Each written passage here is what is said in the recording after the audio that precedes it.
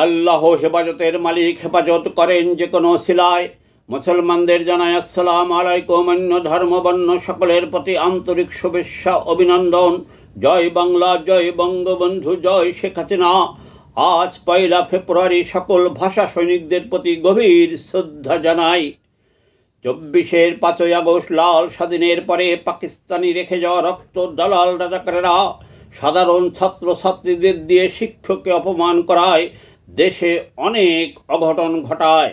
সাধারণ ছাত্রছাত্রী জনতাকে ধোঁকা দিয়ে বোকা বানিয়ে জাতীয় সঙ্গীত, জাতীয় পতাকা, বাংলাদেশের নাম চেঞ্জ করিতে চায়। 71-এর মুক্তিযুদ্ধ ভুল ছিল বলে যায়। মুক্তিযোদ্ধাদের বিভিন্ন জায়গায় অপমান করায়, বঙ্গবন্ধুকে বাঙালি জাতির পিতা অস্বীকার করে। পাকিস্তানি জিন্নার মৃত্যু জন্মদিন পালন করে ঢাকায়।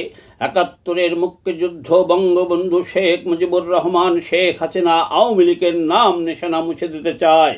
বেতার টিভিতে উর্দু সংবাদ প্রচারের প্রস্তাব দেয়, ছাত্রলীগকে নিষিদ্ধ করে। ছাত্রদল বিএনপিকেও হুমকি দেয়।